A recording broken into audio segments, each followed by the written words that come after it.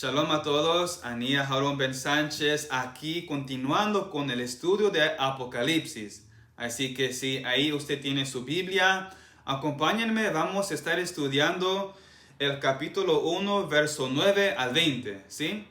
Y inicia diciendo: Yo, Yohanan, vuestro hermano y copartícipe vuestro en la tribulación. Mira, Yohanan está escribiendo en un momento de tribulación que está pasando la Kehilá. Es un momento de angustia, un momento de presión por parte del gobierno. Como ya mencioné, esta carta se está escribiendo en el periodo del emperador Domiciano. Él empezó una persecución muy severa en contra de todos aquellos que tenían que ver con el Elohim de Israel. A todos que adoraban al Elohim de Israel, Domiciano encausó una persecución contra todos ellos. ¿En función de qué? Porque él había sacado un edicto de un culto al emperador. Cualquiera que no hiciera culto al emperador de forma religiosa, entonces iniciaba una persecución contra aquel. Empezaban a matar a varios o algunos los metían a la cárcel. Entonces, esta persecución que se suscitó en esos tiempos le estaba afectando a la Kehilá mesiánica, es decir, observadores de la Torá, creyentes en Yeshua HaMashiach, porque ellos se rebelaron en contra de ese culto y entonces estaban siendo perseguidos. Y lo mismo le estaba sucediendo a Yohanan. Esto significa que Yohanan, cuando él está escribiendo esta carta, él no está en la comodidad de su casa. Él no está ahí sentado tranquilo en una silla escribiendo esta carta. Y que los hermanos también reciben la carta cómodamente. No. Mira, que para nosotros se avecina la gran tribulación, pero aún hoy, ahora, estamos viviendo en tiempos difíciles. Pero miren, dense cuenta de una cosa. Tenemos todavía la bendición de sentarnos en una silla, estudiar la Torá y estar compartiendo la palabra sin que tengamos aquí el gobierno amenazándonos de muerte. Aún tenemos la bendición de prender nuestros celulares y estar buscando y escuchando predicaciones. Es decir, a pesar de que estamos viviendo tiempos difíciles, aún estamos en cierta comodidad y bienestar.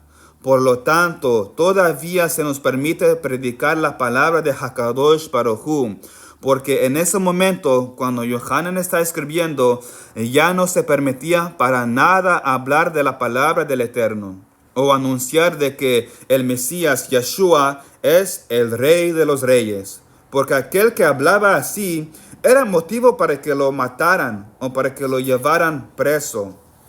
Entonces es importante saber esto y entender el contexto en el cual Yohanan está escribiendo la carta de Apocalipsis, en medio y en el tiempo de tribulación.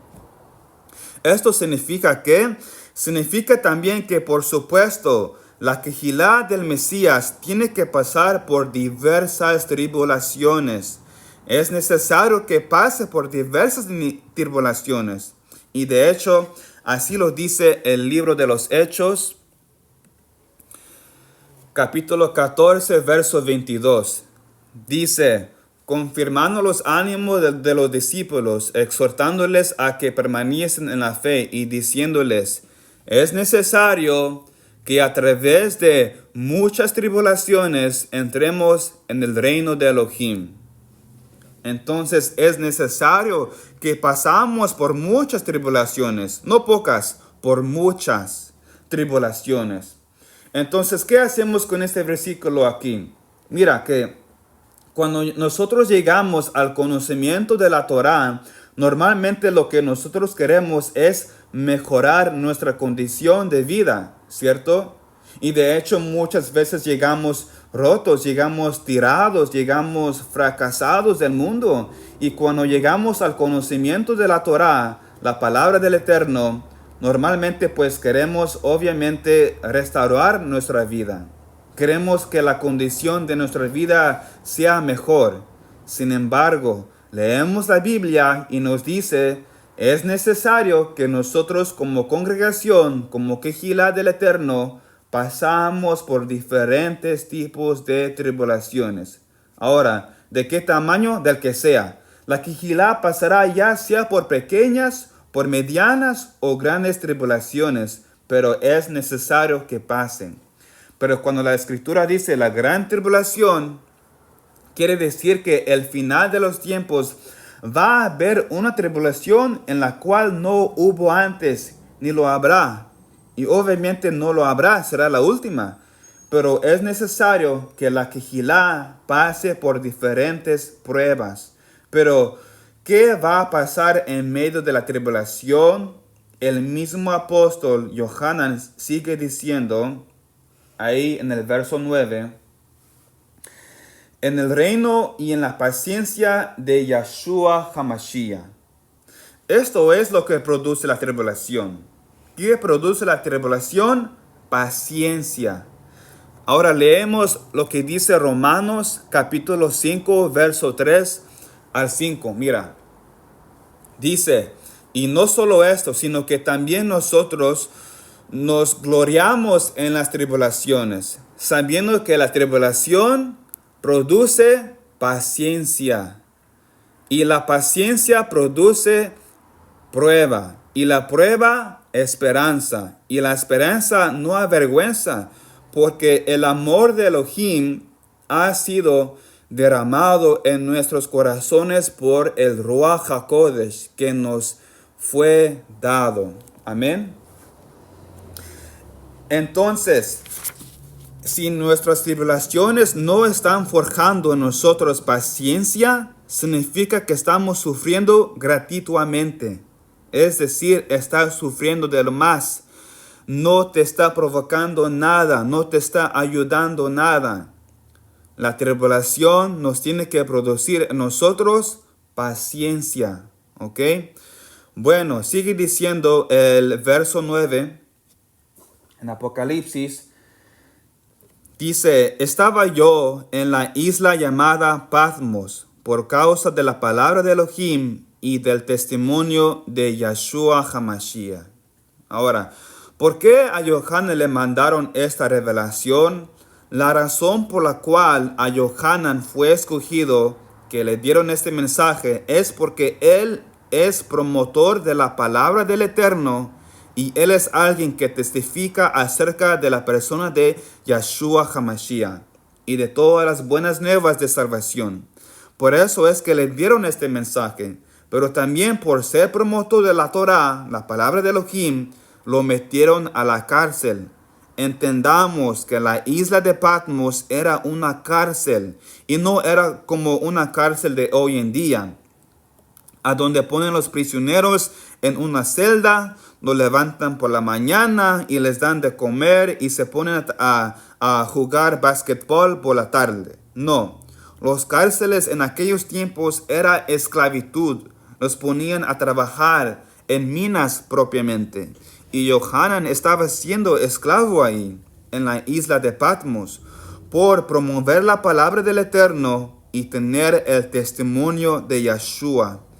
Es decir, estar en contra del emperador Domiciano y de su culto. Pero fíjense una cosa, por causa de que estaba siendo atribulado Yohanan por la palabra de Elohim y el testimonio de Yahshua HaMashiach. Y la misma causa por la cual Yohanan estaba siendo perseguido será la misma causa al final de los tiempos. Por tener la palabra de Elohim y tener el testimonio de Yahshua HaMashiach. ¿Sí? Y si ustedes se fijan, en este mundo hay varias religiones y principalmente hay dos religiones que conservan estas dos cosas. ¿Cuál es la religión que conserva la Torah? Propiamente, pues, el judaísmo. ¿Y cuál es la religión que conserva de alguna manera y a su forma el testimonio de Jesucristo? Pues el cristianismo, ¿cierto? Y aquí dice que la tribulación se va a causar a las personas que están guardando la Torá y que tienen el testimonio de Yeshua. Entonces podríamos pensar que la tribulación se va a causar en dos direcciones, a los judíos y a los cristianos. Sin embargo, creo yo que la expresión no se refiere así, sino más bien es la función de las dos cosas. Es decir, se está refiriendo a los que tienen las dos cosas, a los que guardan Torah y a los que tienen el testimonio de Yeshua HaMashiach. Y esto pues nos está describiendo a nosotros, los mesiánicos, porque nosotros ya tenemos Torah, ya estamos abrazando la Torah y también tenemos el testimonio de Yeshua HaMashiach. ¿Se dan cuenta? La tribulación hacia quién se va a estar encausada? Para los que tienen la Torah y guardan el testimonio de Yeshua HaMashiach. Y esto, ¿dónde lo vemos o dónde lo comprobamos? En el mismo Apocalipsis, en el capítulo 12. Capítulo 12, verso 17. Dice: entonces el dragón se llenó de ira contra la mujer y se fue a hacer guerra contra el resto de la descendencia de ellos, los que guardan los mandamientos de Elohim y tienen el testimonio de Yeshua HaMashiach. ¿Sí? Entonces, es decir, sí va a haber una persecución, una gran tribulación que es causado por el dragón. ¿Quién es el dragón? Es la serpiente antigua, el que está detrás de todo el sistema anti-Torah y anti-Mesías. ¿Sale? Entonces, aquí dice, los que guardan los mandamientos de Elohim. Ahora, ¿a dónde se encuentran los mandamientos de Elohim? En la Torá. ¿Y qué es la Torá? La palabra de Elohim. Entonces, porque aquí no dice los que guardan los mandamientos o también aquellos que tengan el testimonio de Yeshua. No, sino que las dos partes. Para los que tienen Torá y para los que tengan el testimonio de Yeshua HaMashiach. Para ellos, los que tienen los dos, les pasará la persecución.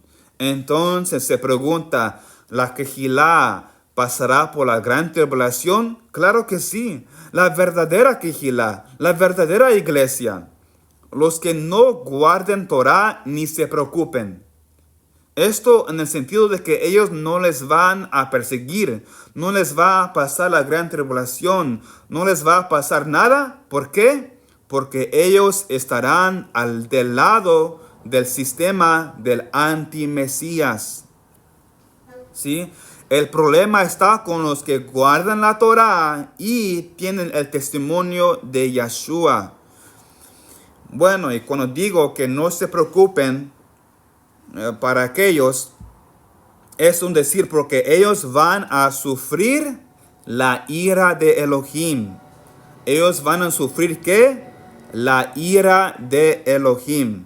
Mira, una cosa es la ira de Elohim y otra cosa es la tribulación.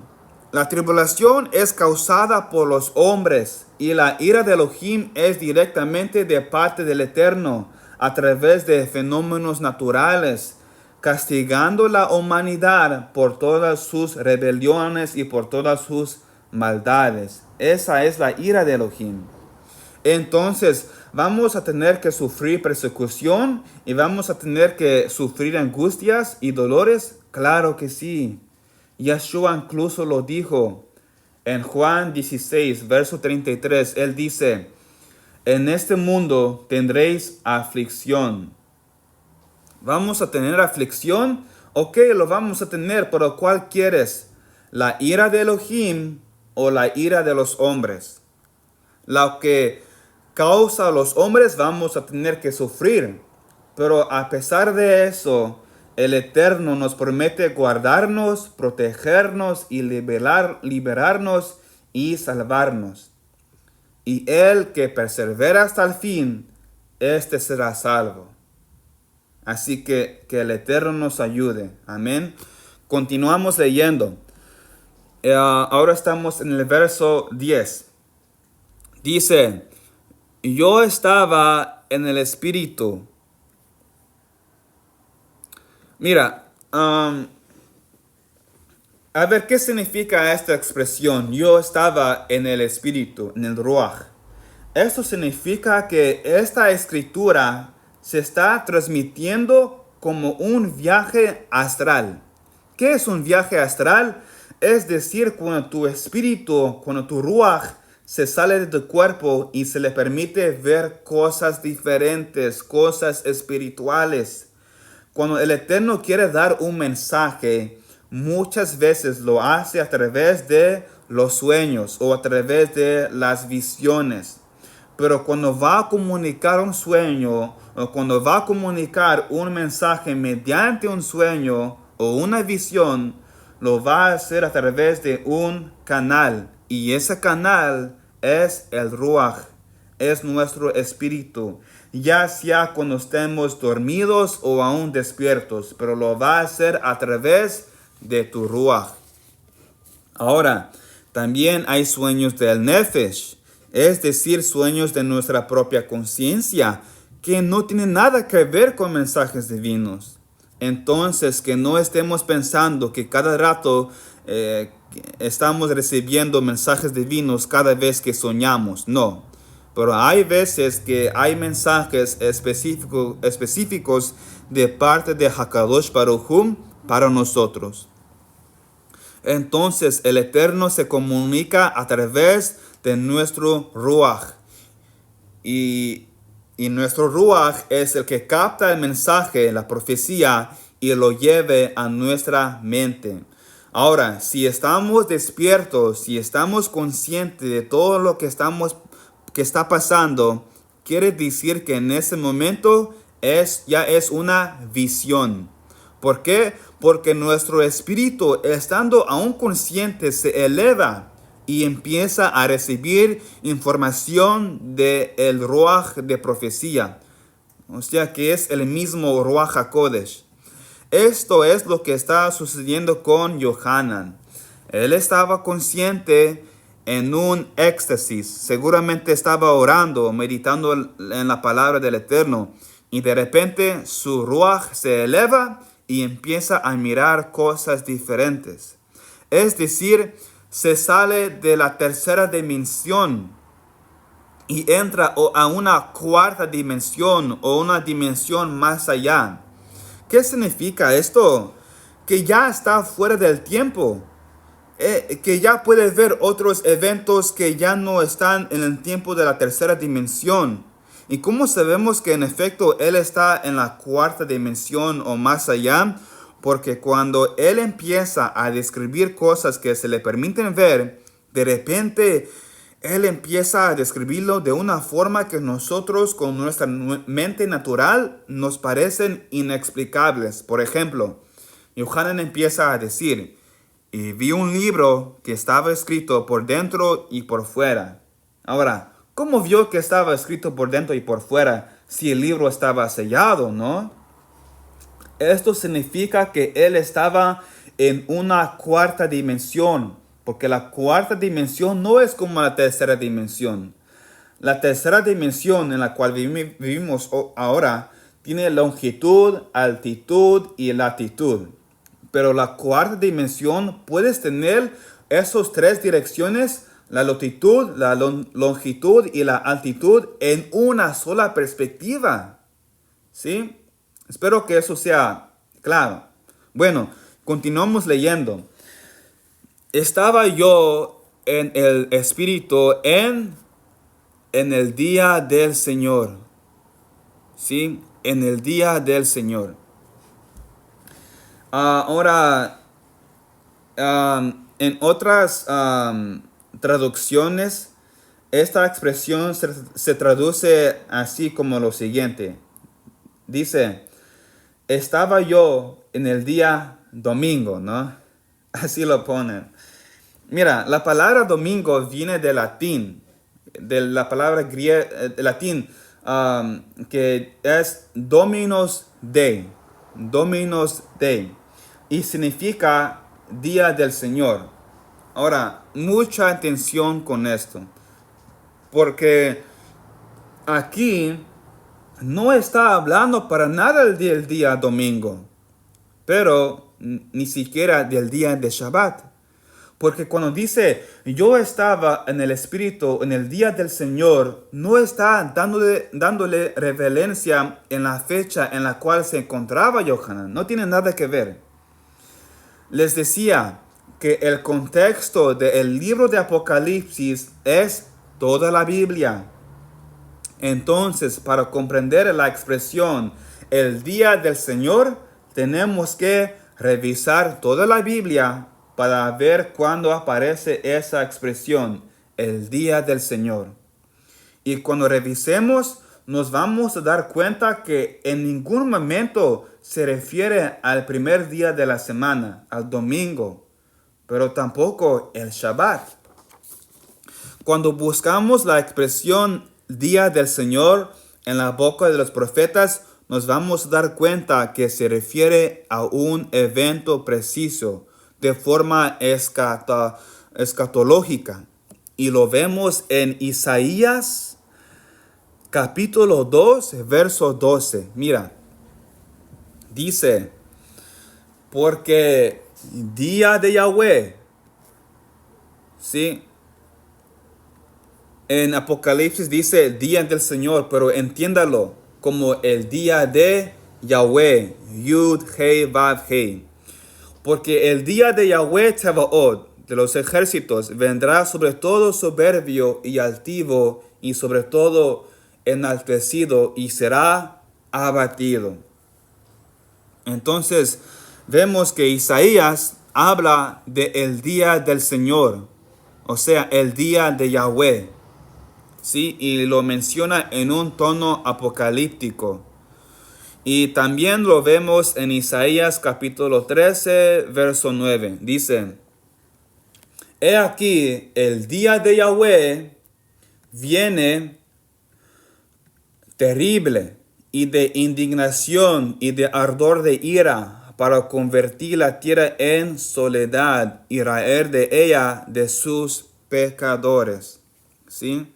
También lo dice en Ezequiel capítulo 13, verso 5, dice, no habéis subido a las brechas, ni habéis edificado un muro alrededor de la casa de Israel, para que resista firme en la batalla en el día de Yahweh. ¿Ok? Aquí también Ezequiel menciona el día de Yahweh, o sea, el día del Señor. Y dice que habrá una batalla. ¿Ok? Bueno, lo vemos también en el profeta Joel. Joel 1:15 dice, ay del día, porque cercano está el día de Yahweh, el día del Señor, y vendrá como destrucción por el Todopoderoso. Y también el profeta Abdías, lo vemos ahí, Abdías 15, dice, porque cercano está el día de Yahweh sobre todas las naciones, como tú hiciste, se hará contigo. Tu recompensa volverá sobre tu cabeza. También lo vemos en Zacarías 14, verso 1. Dice, he aquí, el día de Yahweh viene, y en medio de ti serán repartidos tus despojos. Entonces, este es el día del Señor. Todos los profetas hablan del día del Señor. Y aquí hay una pregunta. ¿Cuándo empieza el día del Señor? Sería el día de Yom Kippur. Empieza al toque del final trompeta. Ahí empieza el día del Señor. Tengamos en cuenta lo que dijo Pedro, Kefas, que para el Señor un día es como 1000 años y 1000 años como un día. ¿Cierto? También lo dice el Salmo 90, verso 4. Ahora, el Creador creó el mundo en 6 días. Y en el séptimo día, o sea, el Shabbat, Él lo santificó, lo bendijo. Y más adelante, en el libro de Éxodo, Shemot, Él ordenó que nosotros trabajamos 6 días y en el séptimo día, o sea, el Shabbat, descansamos, reposamos, lo dedicamos a Él. ¿Sí? Por lo tanto, este mundo tendrá 6000 años para el hombre y el último milenio es para el Señor. Entonces, quiere decir que el libro de Apocalipsis nos presenta el gran día del Señor como el último milenio, de cómo va a empezar y cómo va a terminar. Entonces, el día del Señor no se refiere a 24 horas, no son 24 horas que le pertenecen al Señor, sino que se está refiriendo a todo un milenio. ¿Sí? Entonces, el día del Señor se refiere a todo el milenio. Entonces, ese Yom Kippur marcará el jubileo número 120. Y ese 1000 años serán otros 20 jubileos. Es decir, 140 jubileos para que termine el año 7000, ¿cierto? Del año 6000 al año 7000 es todo el día del Señor, el día de Yahweh. ¿Sale? Entonces, cuando Yohanan dice, fui arrebatado en el Espíritu en el día del Señor, él ya no está hablando de este tiempo. Él ya no está en el tiempo de la tercera dimensión. En el momento que dijo que fue arrebatado en el Espíritu, en el Ruach, ya está fuera del tiempo. Y ahora está en otro tiempo, en otra dimensión. Y ese otro tiempo es el gran día del Señor. El día que todos los profetas hablaron. Ahora, algunos profetas hablan del gran día del Señor como algo sublime. Y otros profetas hablan del gran día del Señor como algo terrible. ¿Y cómo así? ¿Cómo lo concilias?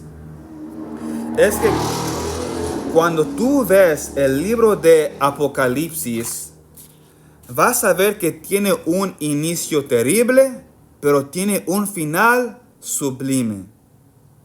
¿Claro? Entonces, mira, seguimos leyendo. Dice, y oí detrás de mí una gran voz como de trompeta. ¿Ok? Una gran voz como de trompeta. Entonces, ¿será en Yom Kippur? Claro que sí. Ahí iniciará. Porque ¿qué se hace sonar en Yom Kippur? El último y gran sonido del shofar. El último sonido del shofar marcará el inicio del gran día del Señor. ¿Sí? Ahora seguimos leyendo verso 11. Dice que decía, yo soy el Aleph y la Tav, el primero y el último. ¿Ok? ¿Se acuerdan que ya habíamos visto en la última clase? O sea, quiere decir que en Él empezó todo. Y en Él, en Yeshua, concluirá todas las cosas. Por Él existen todas las cosas, pero también por Él serán consumidas todas las cosas. ¿Ok? Seguimos leyendo. Escribe en un libro lo que ves y envíalo a las 7 iglesias, las 7 Kehilot, congregaciones que están en Asia, a Éfeso, a Esmirna, a Pergamo, a Tiatira, a Sardis, a Filadelfia y a Laodicea. ¿Se acuerdan que también ya vimos cuáles eran estas 7 quejilot en la clase pasada y dónde están ubicadas?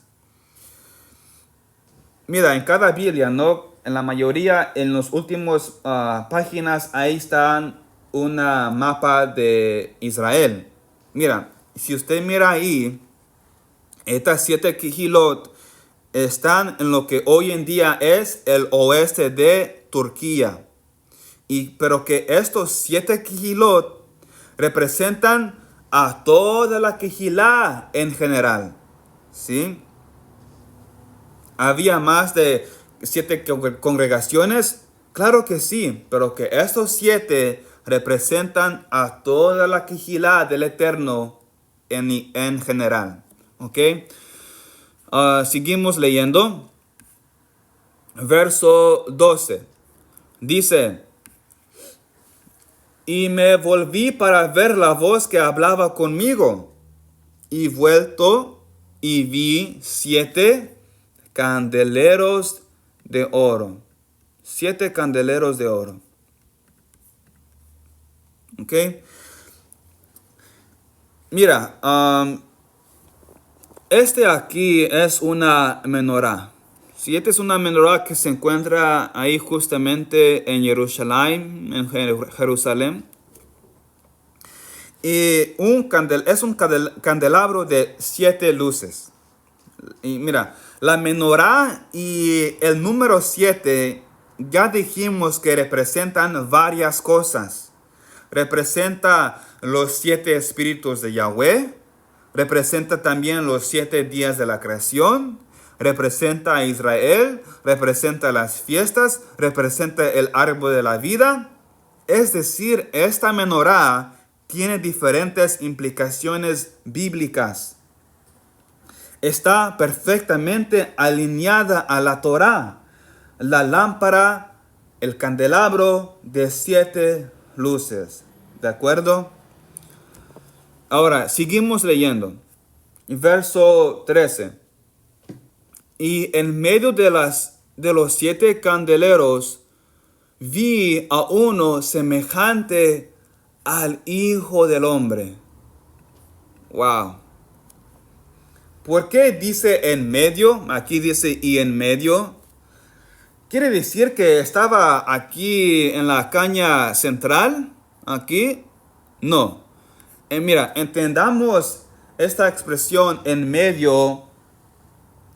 Se debe entenderse como en su interior. Quiere decir que el combustible de estas 7 luces es el Hijo del Hombre. ¿Sí? Mira, ¿cómo se dice aceite en hebreo? Aceite en hebreo se dice ashemen.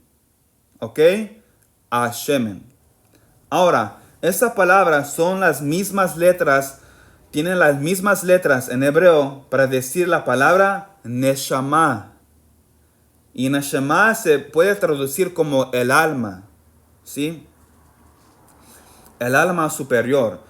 Quiere decir que el alma del candelabro en su interior, el alma para que puede brillar, para que puede tener luz, es ¿quién? El Hijo del Hombre. ¿Y quién es el Hijo del Hombre? Yahshua HaMashiach. Todos los evangelios nos hablan de quién es el Hijo del Hombre. Y Yahshua HaMashiach así mismo se describió como el Hijo del Hombre. Esto quiere decir de que Él es el alma de la menorá. Es lo que le hace tener vida a la menorá. Es lo que le hace encender la menorá. ¿Sale? Ahora, muy importante lo siguiente. Ahora, ¿de dónde se saca esta expresión Hijo del Hombre? ¿A dónde se saca? El Hijo del Hombre está sacada del profeta Daniel. Vayamos a Daniel capítulo 7, verso 13 al 14. Mira lo que dice, escribe Daniel: miraba yo en la visión de la noche, y he aquí con las nubes del cielo venía uno como un hijo de hombre, que vino hasta el anciano de días, y le hicieron acercarse delante de él, y le fue dado dominio, gloria y reino, para que todos los pueblos, naciones y lenguas le sirvieran. Su dominio es dominio eterno y nunca pasará, y su reino uno que no será destruido. ¿Sí? Ahí Daniel habla sobre el Hijo del Hombre. Pero no solamente Daniel lo habla, el profeta Enoc también habla de el Hijo del Hombre. Sabemos que Enoc también es un apocalipsis, ¿cierto? Y él en su libro habla justamente de el Hijo del Hombre. Mira, el libro de Enoc, capítulo 46. Mira lo que dice. Uno podrá leer todo el capítulo, pero mira lo que dice el verso 3. Dice, me respondió y me dijo. Mira, lo vamos a leer todo. Verso 1 al 4, mira.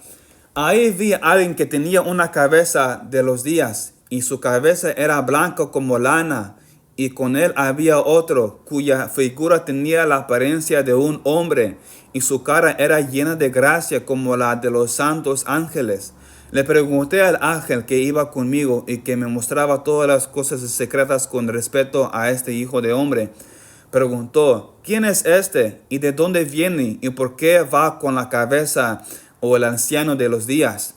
Me respondió y me dijo, este es el Hijo del Hombre, que posee la justicia y con quien vive la justicia, y que revelará todos los tesoros ocultos, los secretos, porque el Señor de los Espíritus lo ha escogido y tiene como destino la mayor dignidad ante el Señor de los Espíritus, justamente y para siempre. 4. Mira, el Hijo del Hombre que has visto levantará a los reyes y a los poderosos de sus lechos y a los fuertes de sus tronos. Desatará los frenos de los fuertes y les partirá los dientes a los pecadores. Y también en el capítulo 69, verso 29, uno lo podrá leer. Entonces lo que notamos es que la expresión Hijo del Hombre ya estaba presente entre los profetas, y en la cultura hebrea ya se conocía muy bien. Se sabía perfectamente quién era el Hijo del Hombre. Era el ángel de la palabra. Pero lamentablemente el judaísmo, o sea, la casa de Judá, empezó a alejarse de ese concepto, Hijo de Hombre. Mira, si ustedes revisan una Biblia judía, o sea, un Tanakh, han de notar que el libro de Daniel no está en la sección de los profetas. El profeta Daniel en el Tanakh no está entre los profetas, sino está entre los Ketubim, es decir, entre los libros históricos o escritos poéticos. No lo consideran profeta. ¿Por qué no lo consideran profeta? Porque saben perfectamente que el profeta Daniel anuncia la venida del Mesías, y todo en total referencia a Yeshua HaMashiach. Es el único profeta que dice que al Mesías se le quitará la vida a la mitad de la semana. Entonces, ¿por qué el judaísmo espera a un Mesías donde no se le va a quitar la vida? ¿Por qué no? Mira, algunos de ellos te dirán que el profeta Daniel no está incluido como profeta porque no tiene la característica de todos los profetas que llaman al arrepentimiento. Pero eso es ilógico, porque en Daniel capítulo 9, verso 20, dice, Él estaba orando, no, dice, aún estaba hablando y orando y confesando mi pecado y el pecado de mi pueblo Israel. Y derramaba mi ruego delante de Yahweh mi Elohim por el santo monte de mi Elohim. Mira, por eso es incongruente pensar que Él no llama al arrepentimiento cuando Él hace una oración de arrepentimiento y pide a favor de todo el pueblo. Y si haces las cuentas de las 70 semanas que Él profetiza, te vas a llegar al tiempo en el cual Yeshua murió. Entonces, ¿por qué sacan a Daniel entre los profetas? Simplemente para negar a Yeshua. Pero mira, Yeshua sí lo consideró y sí lo llamó profeta. Y lo vemos en Mateos capítulo 24, verso 15. Dice Yeshua, por lo tanto, cuando veis en el lugar santo la abominación desoladora de que habló, ¿quién? El profeta Daniel. ¿Ok? Entonces los que están en Judea huyan a los montes. Ahí está. Yeshua sí consideró a Daniel como profeta. Entonces Daniel habla acerca del Hijo del Hombre.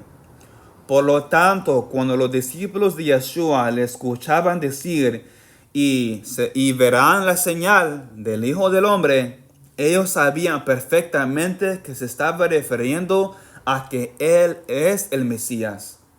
Él no tenía que decir abiertamente, yo soy el Mesías. ¿Por qué? Porque lo estaba diciendo en la expresión, yo soy el Hijo del Hombre. ¿Sale? Bueno, ahora esta expresión, Hijo de Hombre, aparece en el Evangelio de Mateos, aparece 30 veces, en Marcos aparece 14 veces, en Lucas aparece 25 veces, en Juan aparece 13 veces, y todo en referencia a Yeshua. Y aquí nos habla el libro de Apocalipsis del que está en medio del candelero, es el Hijo del Hombre. ¿Sí? Él es el que va a dar vida a la menorá, el quien va a alumbrar la menorá. ¿Quién? El Hijo del Hombre, Yeshua HaMashiach. Seguimos leyendo. Ahora estamos en el continuamos con el verso 13. Dice, vi a uno vestido de una ropa que llegaba hasta los pies y ceñido por el pecho con un cinto de oro. ¿Ok? Este cinto de oro simplemente nos habla de la autoridad y de fidelidad. ¿Ok? Verso 14. Su cabeza y sus cuellos eran blancos, como blanca lana, como nieve. Sus ojos como llama de fuego. ¿Ok? A ver, ¿de quién está hablando aquí? Se está hablando del Hijo del Hombre, de Yeshua. ¿A dónde más se encuentra esto? De estos detalles que se le describe al Hijo del Hombre. Se encuentra en la visión de Daniel. Pero aquí en Daniel se va a referir al anciano de días. Vayamos a Daniel capítulo 7, verso 9. ¿Sí? Dice, estuve mirando hasta que fueron puestos tronos y se sentó un anciano de días. Un anciano de días. Cuyo vestido era blanco como la nieve, y el pelo de su cabeza como lana limpia, y su trono llama de fuego, y las ruedas del mismo fuego ardiente. ¿Sí? Ahí notamos, blanco como la nieve, y el pelo de su cabeza como lana limpia, y su trono como llama de fuego. ¿Sí? lo mismito que describe Yohanan. Entonces, mucha atención aquí. ¿Cómo es que en el libro de Apocalipsis se describe a Yeshua como el anciano de días? En la visión de Daniel, Daniel ve a dos personajes, ¿cierto? En la visión de Daniel, Daniel ve a dos personajes, el anciano de días y al Hijo del Hombre. El Hijo del Hombre se acerca al anciano de días y el anciano de días lo corona, lo exalta y le da toda autoridad, ¿sí? Ahí lo vemos en el verso 13 y 14. Pero cuando nosotros vemos esta profecía, inmediatamente interpretamos anciano de días como Elohim, o sea, como Dios, el Padre, y interpretamos al Hijo del Hombre como Yeshua, el Hijo de Elohim. Entonces, todos los que tienen una mentalidad dualista, inmediatamente pues podrán decir, yo veo a dos aquí. Yo veo al anciano de días y también aquí veo al Hijo del Hombre. ¿Cierto? Uno se acerca al otro y este otro le da todo el trono y la gloria. Sin embargo, cuando vemos en el libro de Apocalipsis, resulta que Yohanan ve al Hijo del Hombre y describe al Hijo del Hombre como si fuese el anciano de días. Mira, muchas veces no logramos comprender por qué nuestra mente, no logramos comprender esto, porque nuestra mente si ve a dos, piensa que hay dos para siempre. Por ejemplo, para comprender esto un poco más, vayamos a Juan capítulo 10, verso 7, verso 10, capítulo 10, verso 7. Mira, entendamos que Yeshua aquí está hablando en un lenguaje alegórico, ¿ok? Nosotros podemos ver dos, pero en realidad son uno, ¿ok? Mira, verso 7 dice, volvió pues Yeshua a decirle, de cierto os digo, yo soy la puerta de las ovejas. Así dice Yeshua, ¿cierto? Y verso 9 lo menciona una vez más, dice, yo soy la puerta, el que por mí entrare será salvo, y entrará y saldrá y hallará pastos. ¿Sí? Ahora, verso 11, aquí dice, yo soy el buen pastor, y el buen pastor su alma da por sus ovejas. ¿Sí? Verso 14, yo soy el buen pastor y conozco mis ovejas y en las mías me conocen. Como el Padre me conoce, yo conozco al Padre y pongo mi alma por las ovejas. ¿Sí? También tengo otras ovejas que no son de este corral. Aquellas también tengo que traer y oirán mi voz y se hará un corral, un rebaño, un redil y habrá un pastor. Amén. Entonces pregunto, en este pasaje, ¿qué es Yeshua? ¿Él es la puerta o Él es el buen pastor? ¿Cuál es, no? O sea, Él es las dos. Es el mismo. Dice, ustedes son las ovejas. Si quieren venir a mí, tienen que entrar por la puerta del corral. Yo soy la puerta de las ovejas. Si tú quieres venir y ser parte del pueblo de Israel, tienes que entrar por mí. Amén. Y mira lo que dice Salmo 100, verso 13.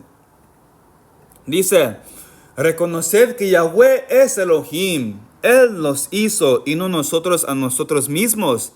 Pueblo suyo somos y ovejas de su prado. ¿Ok? Ovejas de su prado somos. ¿Quiénes son las ovejas de su prado? Israel, tú quieres ser Israel, necesitas entrar a través de Yeshua. ¿Por qué? Porque Él es la puerta. Y cuando entras adentro, ¿quién te estará esperando? El buen pastor. Él es Él mismo. Él es la puerta y Él es el buen pastor. ¿Sí? Se está usando un lenguaje alegórico. Entonces, cuando vemos al anciano de días y luego vemos al Hijo del Hombre en la profecía de Daniel, lo vemos como dos, pero en Apocalipsis, pues, son uno solo. Amén. A Yeshua se le describe perfectamente como el anciano de días, con el cabello blanco como la lana, ¿sí? Y ojos como llama de fuego. Mira, la cabellera blanca nos habla de un juez justo. Representa la sagacidad, representa la sabiduría para juzgar. Entonces, cuando a Yeshua se le ve con la cabellera blanca, así como al anciano de días, quiere decir que él viene como un juez justo. ¿Y qué significa que sus ojos sean como llamas de fuego? Quiere decir que su mirada es tan nítida y tan clara para a la hora de juzgar, él va a ver con toda claridad todas las cosas. O sea, quiere decir que su juicio es justo nuevamente. ¿Sale? Seguimos leyendo. Verso 15. Y sus pies semejantes al bronce bruñido, y su refulgente como en un horno, y su voz como estruendo de muchas aguas.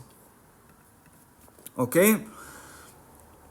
Y mira, eso también lo describe Daniel en el capítulo 10, verso 5. Miramos, dice, y alcé mis ojos y miré, he aquí un varón vestido de lino, y ceñido sus lomos de oro de Orfaz. Su cuerpo era como de berilo, y su rostro parecía un relámpago, y sus ojos como antorchas de fuego. ¿Ok? Y sus brazos y sus pies como de color de bronce bruñido. Y el sonido de sus palabras como el estruendo de una multitud. ¿Sí? Ahí lo dice. Y uno podrá leer pues lo demás. Pero ahí está. Vestido de lino, cinto de oro, sus ojos como antorchas de fuego y sus pies de bronce bruñido. Mira, Yohanan está refiriendo al mismo que está viendo Daniel. Y Daniel se está refiriendo al mismo que vio Yohanan. Es exactamente el mismo. ¿Sí? Continuamos leyendo. Estamos en el verso 16. Tenía en su diestra 7 estrellas. De su boca salía una espada de 2 filos. ¿Ok? A su diestra 7 estrellas. Y de su boca salía una espada de 2 filos. Ahora pregunta, ¿cuál es la espada de 2 filos que sale de su boca? Es la Torá, es la palabra del Eterno. Y esto justamente se encuentra en Hebreos capítulo 4, verso 12, que dice, porque la palabra de Elohim, o sea la Torá, es viva y eficaz y más cortante que toda espada de 2 filos. Y penetra hasta partir el alma y el espíritu, y las coyunturas y los tuétanos, y discierne los pensamientos y las intenciones del corazón. La Torá es una espada de dos filos. ¿Qué quiere decir dos filos? Quiere decir que penetra hasta lo más profundo de nuestro ser. Me ataca en la área en la que yo necesito ser atacada. ¿Cierto? Muchas veces la Torá nos corrige. Es lo que tiene que hacer. La Torá nos confronta. ¿Cierto? Seguimos leyendo. Verso 17.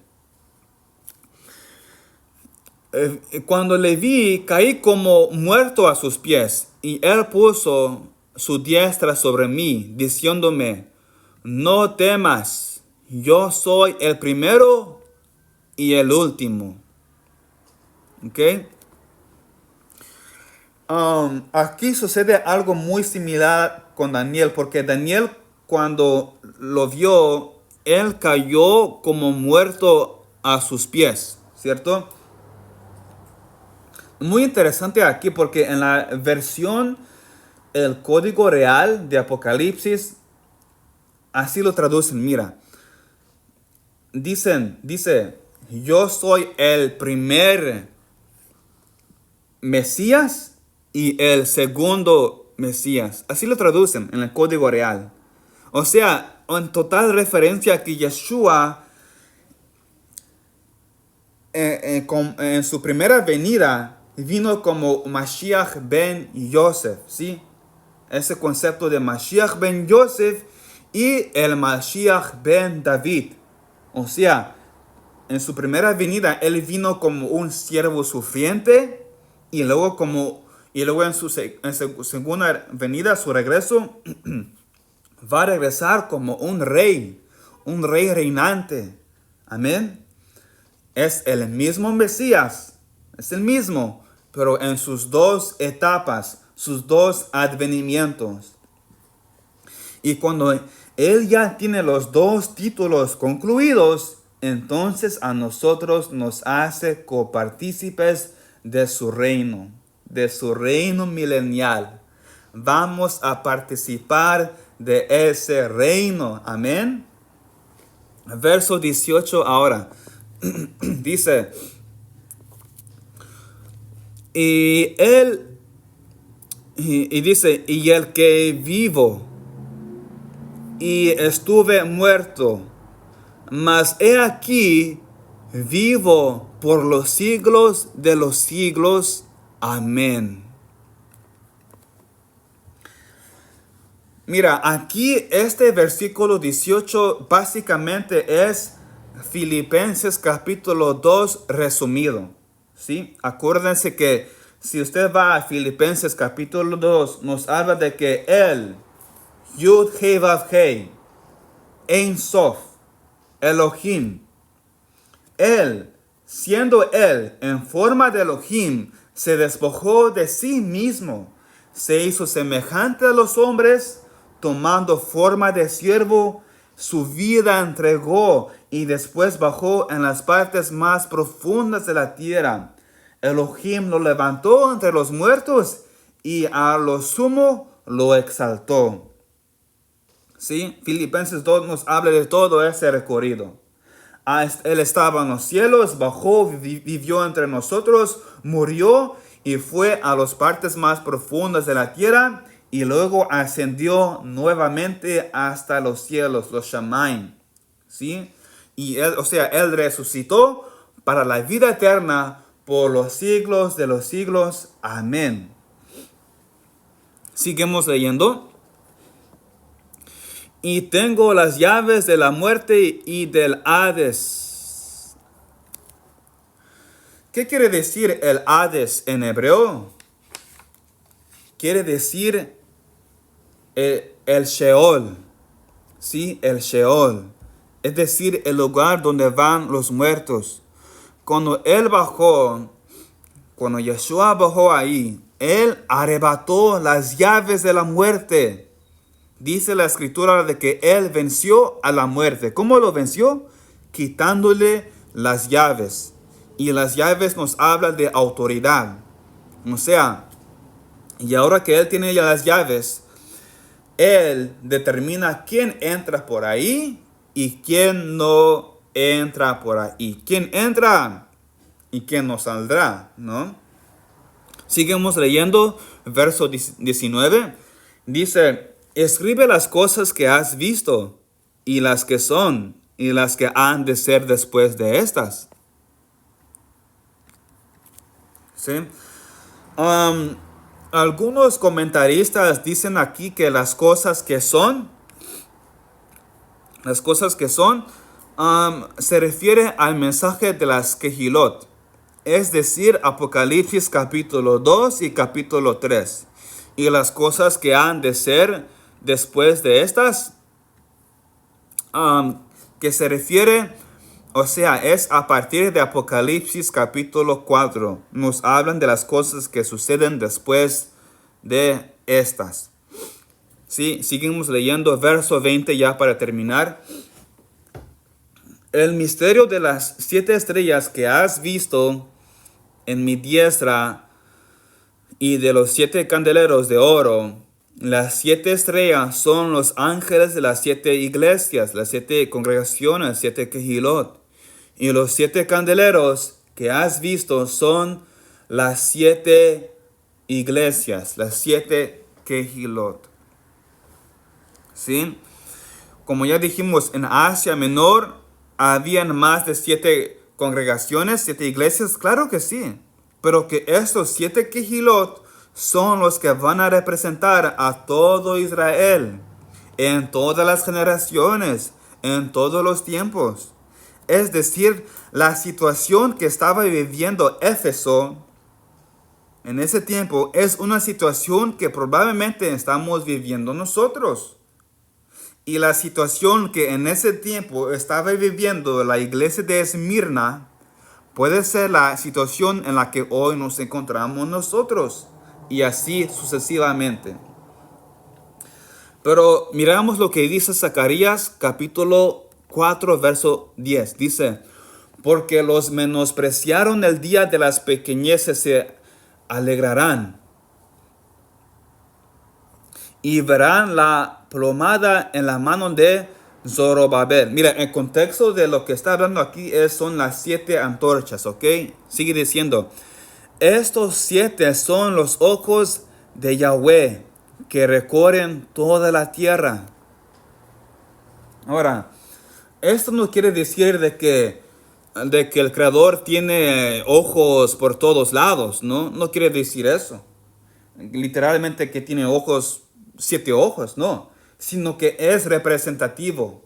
O sea, Él ha puesto su mirada en esta Kehilá. Él ha puesto su mirada en esta Kehilá.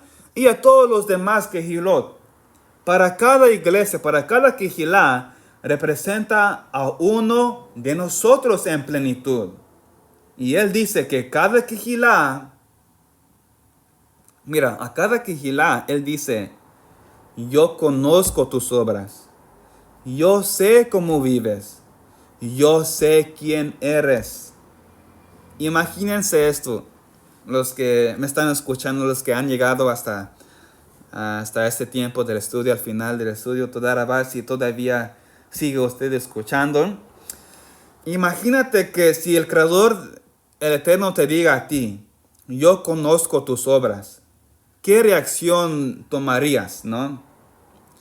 Pues vergüenza, me escondo, ¿cierto? Porque Él conoce cómo realmente vivo. Pero, mira, para otros, la reacción sería cuando Él te dice, yo conozco tus obras. La reacción sería, Padre, tú conoces mis obras. Espero mi recompensa. Tú conoces mi corazón y sabes que he sido fiel a ti. ¿Sí? Sería una reacción de alegría. La reacción a yo conozco tus obras, yo sé cómo vives, yo sé quién eres. Para algunos sería vergüenza, pero para otros es alegría. ¿Y por qué Él sabe nuestras obras? Porque su mirada, sus ojos está puesta en nosotros. Está puesta en su Kehilá. Los 7 ojos recorren a toda la Kehilá. y Él nos mira fijamente para conocer nuestras obras y con base en nuestras obras juzgarnos, ¿sí? ¿Por qué cree que Él viene con cabello blanco y con ojos de fuego? Para juzgar con justo juicio. Eso te puede llenar de gozo o te puede llenar de pavor. Y si te llena de pavor, pues ponte a cuentas con Él. Pídele perdón. Hágate shuvá. Amén. Así que ahí terminamos, hermanos, el capítulo 1 de Apocalipsis y nos veremos la próxima semana. Con la ayuda del Eterno estaremos estudiando el capítulo 2 y capítulo 3 de Apocalipsis. Amén. Toda. Shalom.